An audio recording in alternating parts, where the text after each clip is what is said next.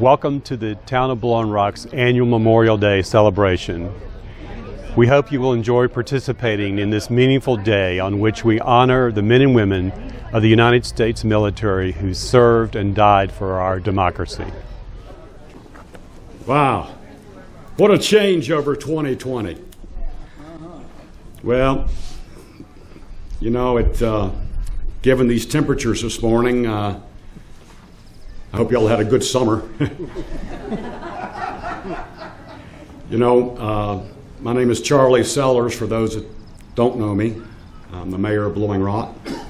I would like to say welcome to all of you on this Memorial Day weekend. For those that are not aware, Memorial Day is in remembrance of those that have passed while serving our country. Veterans Day is a day when we celebrate all veterans that have served our country and their families.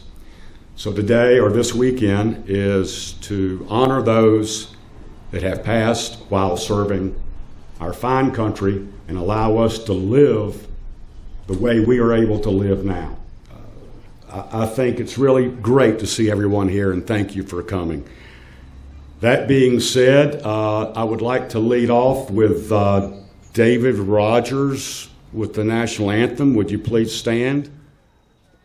Oh, say, can you see by the dawn's early light what so proudly we hailed at the twilight's last gleaming, whose broad stripes and bright stars through the perilous fight o'er the ramparts we watched were so gallantly streaming. And the rocket's red glare, the bombs bursting in air, gave proof through the night that our flag was still there. Oh, say, does that star-spangled banner yet wave o'er the land of the free and the home of the brave?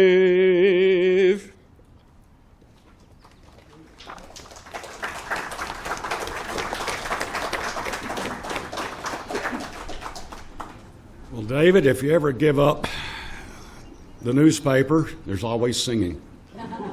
Great job.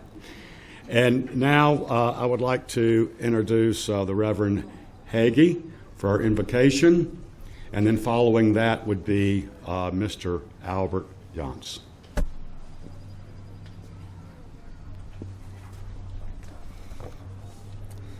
For more than 100 years, service members in the Episcopal tradition and beyond have received a copy of the Armed Forces Prayer Book.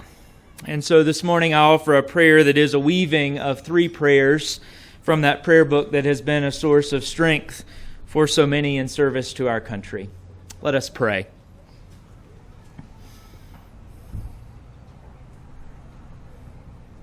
O God, our strength, we give you great thanks for the many blessings of this life, and most especially for the freedom which we possess, obtained at the cost of so many lives and sacrifices.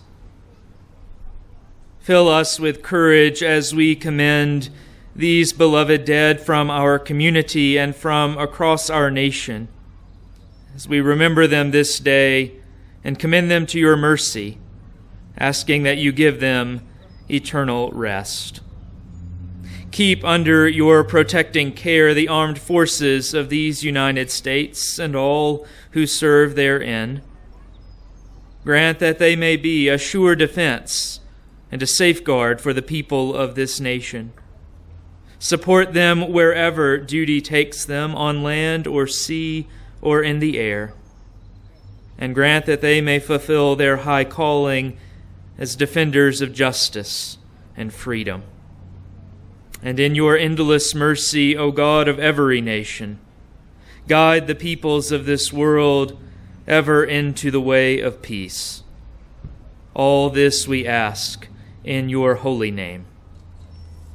Amen. I would like to introduce Albert Yance. I think you're now over our Legion here in Blowing Rock. They call that a commander, or... Yeah. Albert said once, after I took office, he had never been gavelled before. I gavelled him. Albert Yance. And Albert did prepare all this. He painstakingly took a lot of time with assistance from many others, so thank you very much, Albert. Well, what Charlie didn't tell you was he's a working mayor.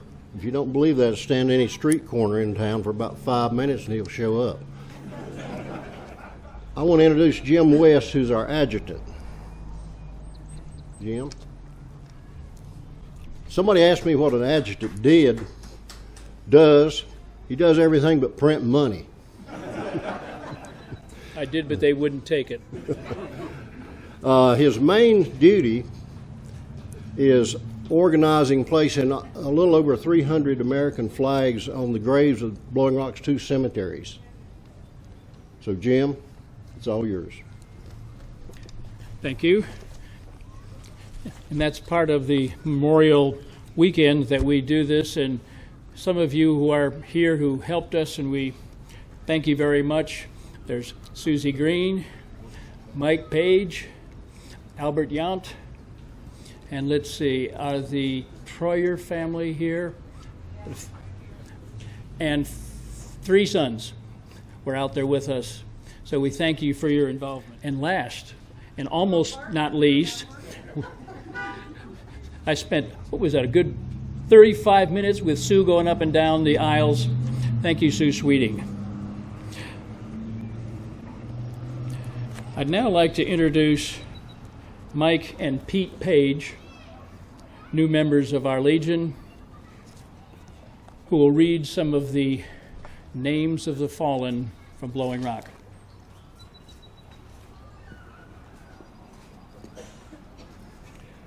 Thank you, Joe. You want to take the left side? This is in memory of those who made the supreme sacrifice in World War I, World War II, the Korean War, and Vietnam.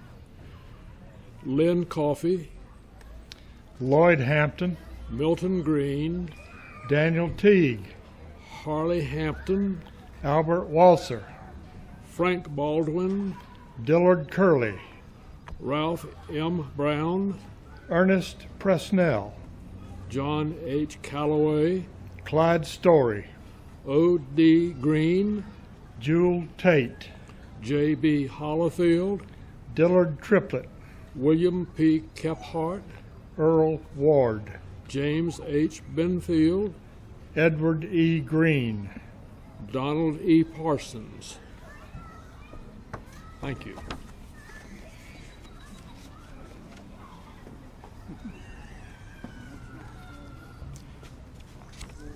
Thank you, Mike and Pete. I'm moved to say, how many people were related to someone of those names that were just read? Could you raise your hands, please? I see. It's a special meaning for those who lost someone. I'd now like to introduce Cully Tarleton.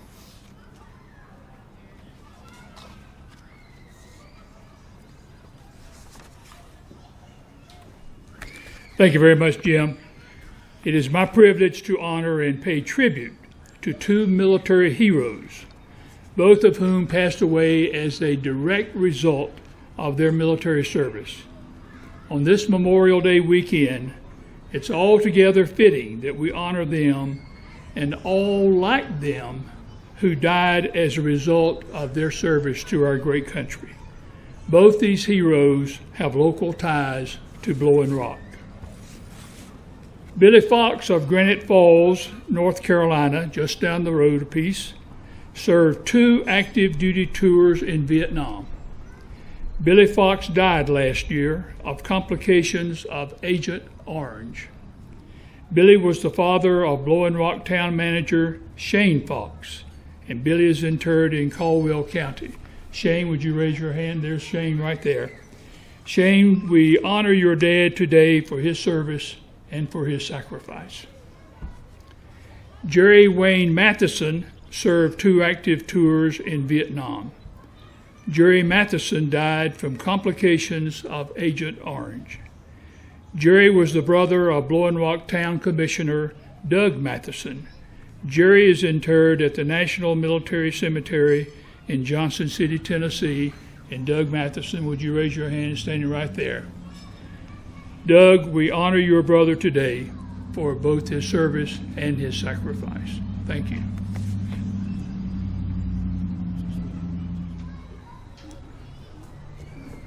I want to introduce a gentleman that's top timber in any category you can think of. And lucky for us, he's also our town manager, Shane Fox.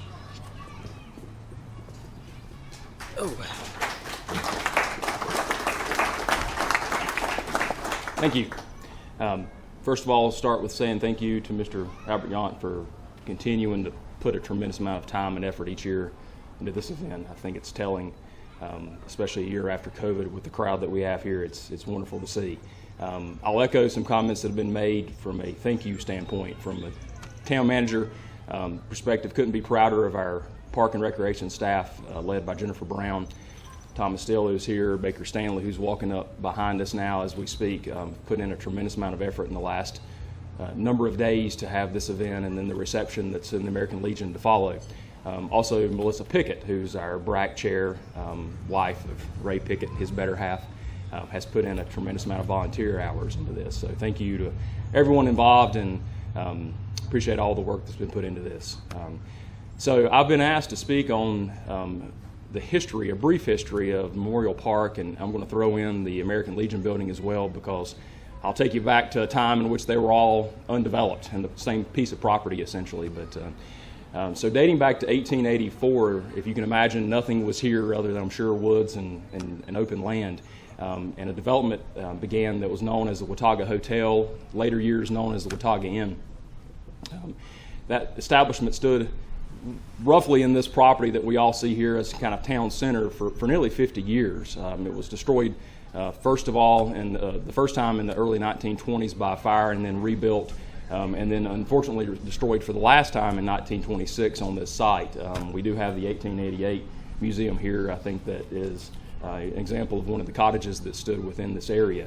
And so fast forward to 1926, and unfortunately a destructive fire completely destroyed the property and left ashes, essentially. And for over a decade, this property, as we stand here now as Memorial Park and the American Legion property, was left vacant. And in 1939, the town of Blowing Rock began the process of acquiring this property and first and foremost, turning this area into a park. Not the park as we see it today, I'm sure, with the playground and things of that nature, but a green space and an ability for a town center to have a place to go and I'm sure have a picnic. Fast forward another 6 years to 1945, and Mayor Grover Robbins, who I think grandfather of Mayor Charlie Sellers here, was mayor at that time, also chair of the Chamber of Commerce, purchased the property from the Coffey family for the area that we now know as the American Legion. And so, you know, if you think back that far back from where we were, from the hotel to the green space to the American Legion to where we are now, it's just an unbelievable transformation. In 1946, Post 256 was established. So I think it was just this morning that we were going back and doing the math, and this is the 75th anniversary of Post 256. Fast forward until 1952, and the town granted Post 256 a 99-year lease on the property where the American Legion is built today. Post 256, I think at that time, if I recall looking back through some of the data, had about 40 members. And those 40 members, starting in 1952 and over a 7-year span, fundraising efforts, donation efforts, built the American Legion building that is standing there today. So in 1959, the first meeting was held at the American Legion building that we'll all be entertained at in just a few moments.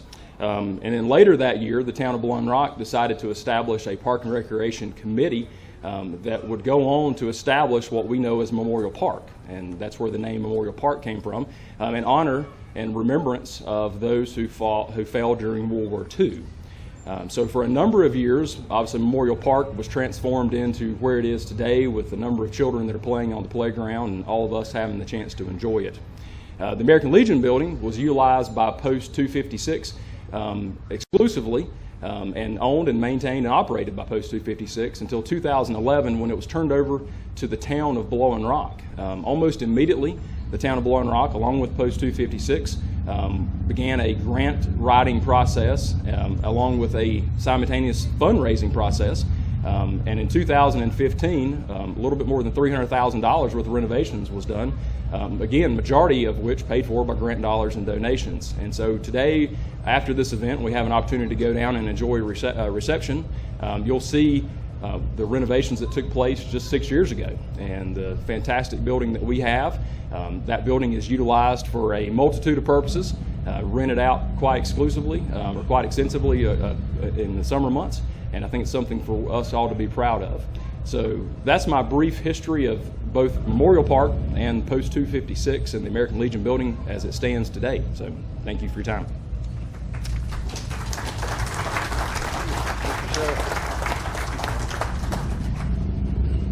Thank you, Shane.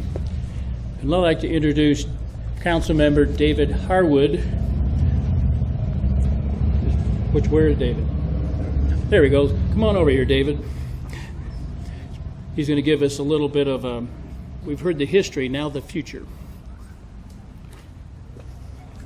I tell you, the height adjustment on this thing's getting a real workout between Charlie and I and Shane and Jim. Some real differences there. Good morning and welcome to your Memorial Park. My name is David Harwood. I am honored to be a member of Blowing Rock's Town Council. I'm also on the Parks and Recreation Advisory Committee, and it's also an honor to be introduced by Jim West. Jim is an outstanding citizen, wonderful veteran, and Jim was the chair of our planning board for 18 years, and I sat beside Jim on that committee, not for 18 years, and learned quite a bit from him then, so thank you, Jim. I've been asked to talk a little bit about Memorial Park and what our future plans are for it. And as Shane has already told you, the town acquired this land in 1939. So for 82 years, this park has been providing rest, relaxation, and a place for reflection. And it's just a wonderful asset. It's probably the most accessible asset that the town has. And if you don't believe it's enjoyed, just turn around and look. And this is every day during the season. And it's just a fabulous asset that we have. And it's a special place for me. My children grew up in this park. I pass through it every opportunity that I get to between my home and the post office, that I walk quite frequently. And so I hope you enjoy it as much as I do. We are very blessed to have this park and very blessed to live in this community. It's important for us to, especially this day, to enjoy it and remember those that sacrifice so that we can have the freedom to enjoy it. I appreciate your time.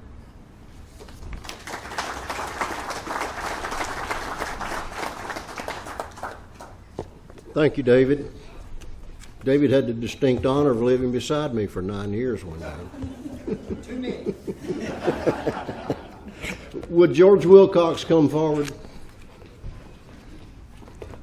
George is a resident of Blowing Rock, formerly from Charlotte. I think you still slip down there every now and then, don't you? He's going to introduce our featured speaker.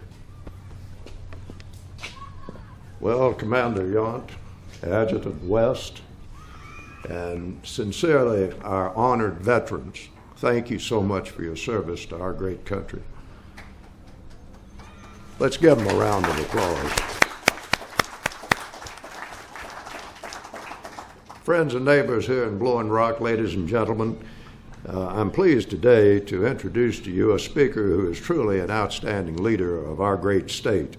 He's played a major role in economic development for our state when he served particularly as president for 23 years of Central Piedmont Community College in Charlotte, and took it from a school that had one campus to 6 wonderful campuses serving over 70,000 students a year.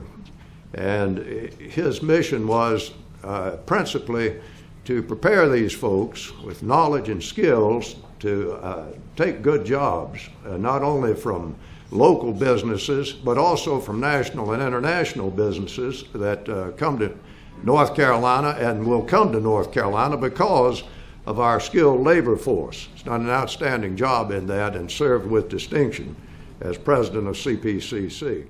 He serves on numerous boards of various corporations and organizations. He's a recipient of the Order of the Longleaf Pine. He's also a recipient of the Urban League's Whitney M. Young Humanitarian Award, the Association of Community Colleges Trustees National CEO of the Year Award, and the World Citizen Award of the Charlotte Council of World Affairs. And that's a very prestigious award. I can assure you they had some outstanding national leaders accept that. And not to think that he's also not been busy on other things. He's also written 21 books about different topics. And we're very fortunate to have him located here in the wonderful Blowing Rock area now with his lovely and talented wife, Beth. And we're just delighted at this time to introduce to you a great patriot, a man of profound faith, and an outstanding North Carolinian, Dr. Tony Zeiss.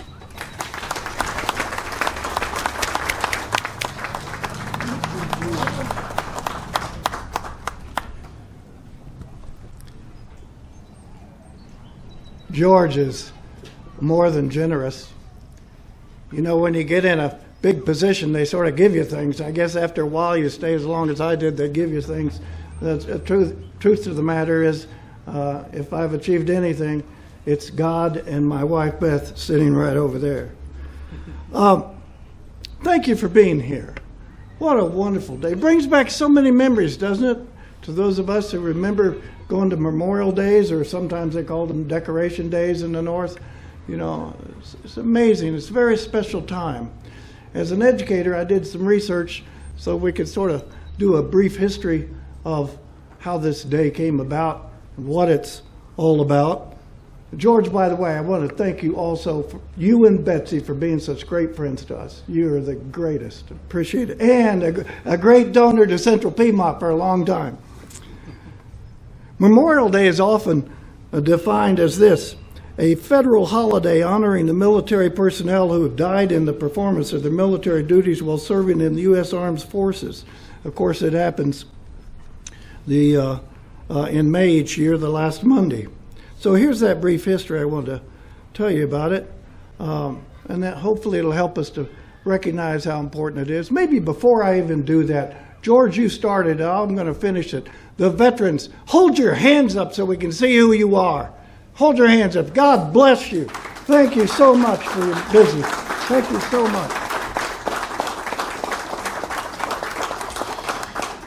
I'll tell you, things are changing, as you know. I remember we had 8 children in my family. On Memorial Day, we were there, every one of us. And I see just one child here today. I wish all of those were over here. Things are changing. We've got to be aware of that, as you know. For example, President Ronald Reagan reminded us in one of his great speeches. He said, I'm quoting, "Freedom is never more than one generation away from extinction." It's never more true than today. Honoring fallen military dates back to ancient times. to Grecian times and Roman times. As a matter of fact, you probably studied about Pericles. He was that great statesman in Athens. In fact, he was the one who insisted on building the Acropolis, if you've been there. And he is also credited by historians as being the father of democracy. And he's also recorded to have held annual commemorations for fallen Greek soldiers. So this isn't anything new, but it's something that appears to me, certainly, that is critical for the culture of a country. Our American Memorial Day founder, I read it, is attributed to Federal General John A. Logan, who commanded a post-Civil War Union veterans group called the Grand Old Army of the Republic. Now, don't get excited. I know we're in the South. I know all about it. And my wife's big in the DAR and the United Daughters of the Confederacy, and she'll say, no, that's not the way it happened.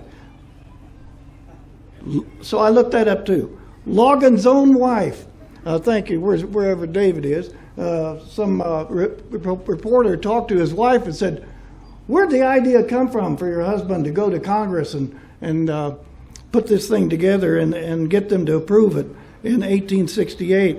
And she's quoted as saying that her husband got the idea from women's groups across the South who began decorating graves of fallen Confederates well before the end of the war between the states. So this, by the way, that Southern tradition continues. Many states still have Confederate Memorial Day. In fact, Beth just led one in Charlotte 2 weeks ago. But this Memorial Day is for all wars of all people and all of those who have fallen and all of those who are currently serving. Since 1971, Decoration Day has been called Memorial Day. Now, when I was young, I remember United stood together. Families came with their children too, so they learned the same tradition. And we had a great time, a lot of pomp and circumstance. I remember playing in the band. We'd march up and down and then march out to the graveyard and decorate the graves. Some of you might remember that. But I'll bet many of you remember the symbol of Memorial Day, and that really was a special occasion for all of us. The veterans would hand out the poppies. Do you remember the poppies? The red-colored, beautiful little flowers. Of course, they were artificial. They would make them up. They give them to the kids for free and candy, but then the adults, they were expected to pay whatever they could pay to help support the veterans' homes that day. This red flower was immortalized.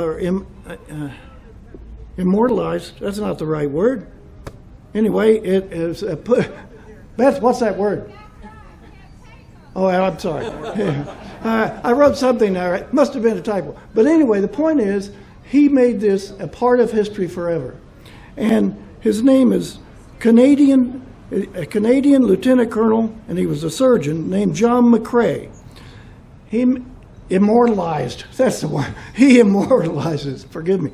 But anyway, John McCrae noticed a battlefield full of dead and wounded Allied soldiers after the Second Battle of Ypres in Belgium in World War I. He was moved emotionally to write a much-loved poem about it titled In Flanders Fields. Maybe you've heard about it. Allow me to read just two quick stanzas. Here it is. In Flanders fields the poppies blow between the crosses, row on row that mark our place, and in the sky the larks still bravely singing fly. Scarce heard amid the guns below, we are the dead.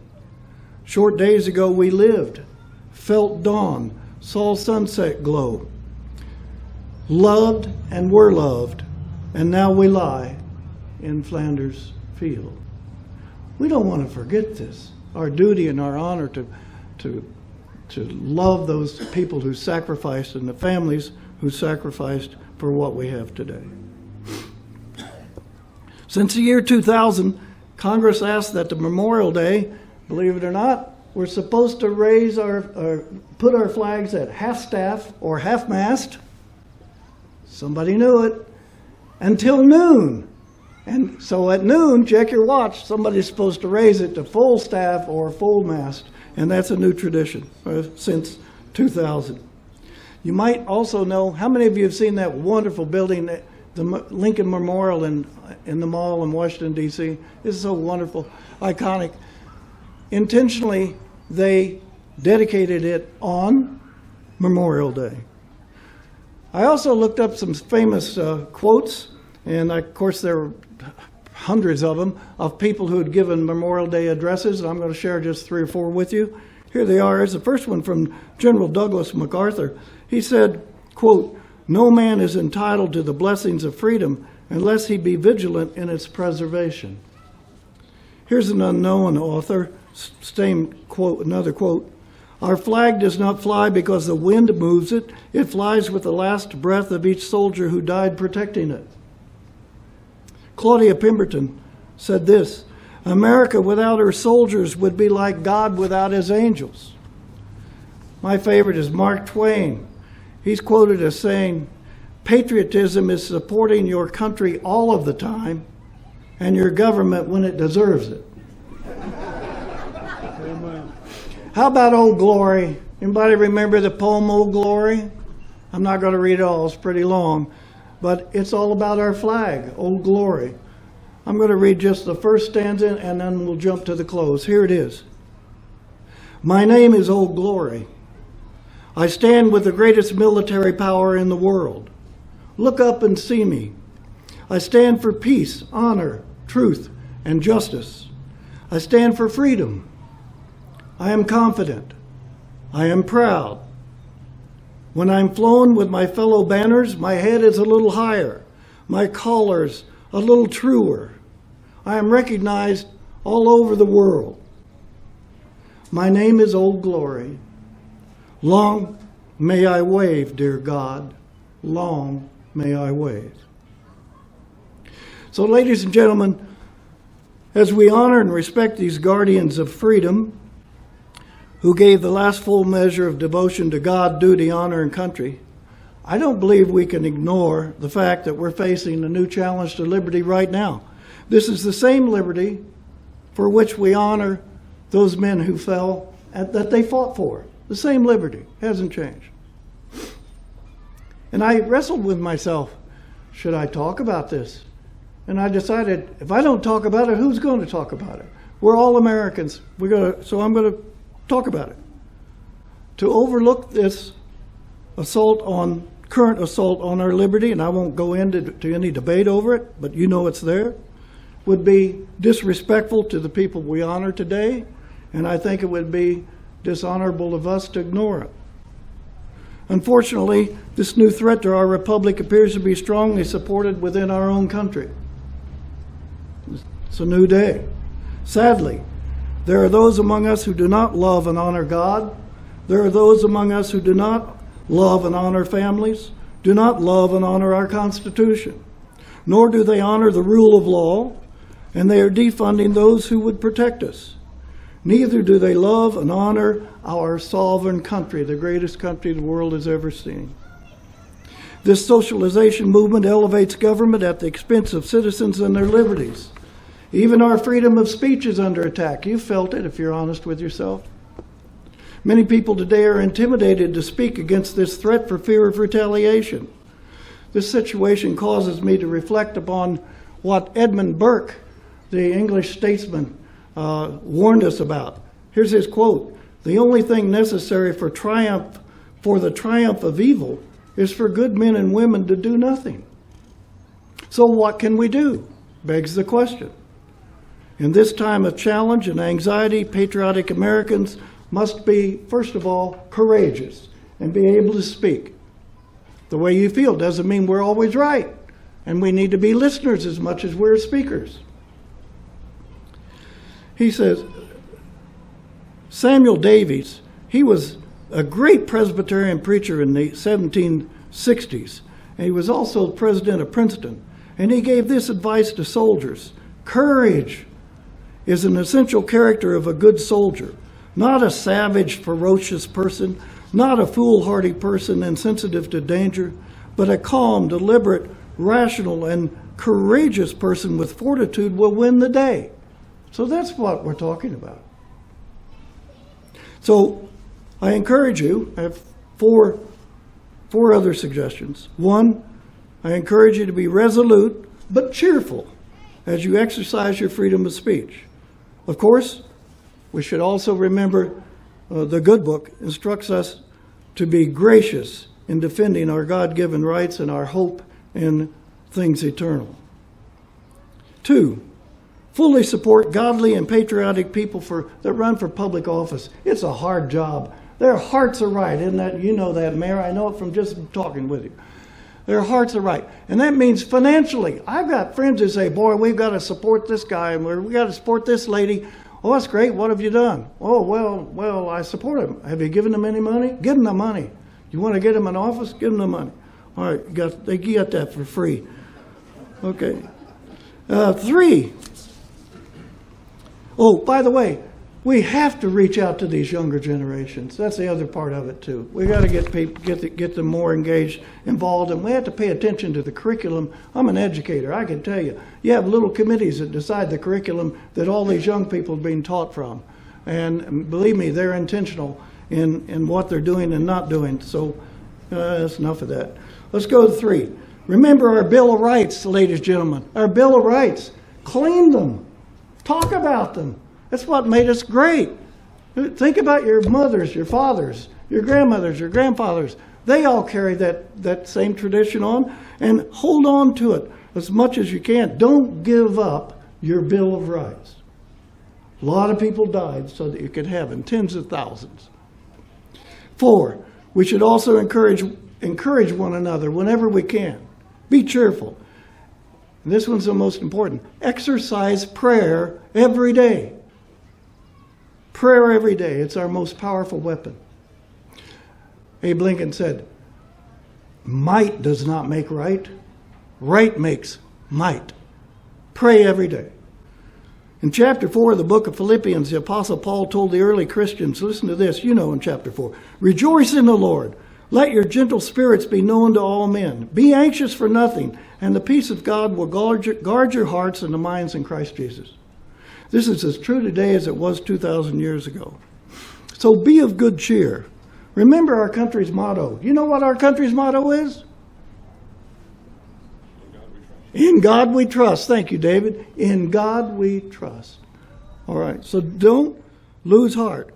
2 Corinthians 3:17 has been for all of the battles, all of the wars we fought with, a lot of military, got a lot of comfort out of this one little verse. 2 Corinthians, Paul wrote it also, or said it, 3:17. Where the Spirit of the Lord is, there is liberty. There is liberty. Finally, I think we should keep rejoicing because there are 2 anchors of hope that I want to share with you. One is from man and one is from God, and I'll close up. Thomas Jefferson wisely wrote these words in our Declaration of Independence. You know it, you can probably repeat it with me.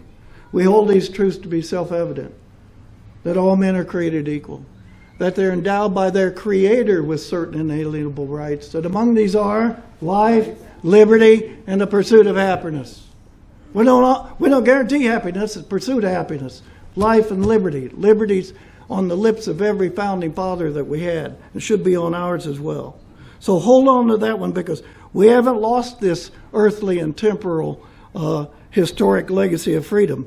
We haven't lost it, so cling to it like a lifeline. The second one, this second anchor is even more important because it's eternal in nature. It is this. We humans will never know what the future holds, but we know who holds the future. God bless you. God bless your families. God bless our military. God bless the United States of America. Thank you very much.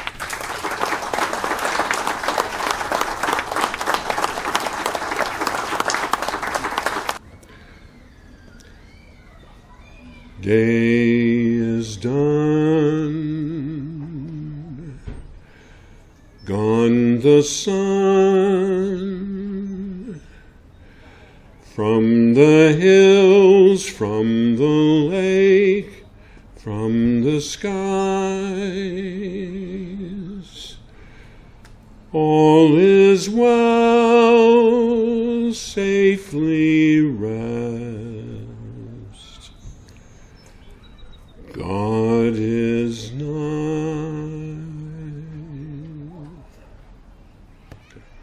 Thank you for joining us today. We are glad that you were able to participate and join us for this special day.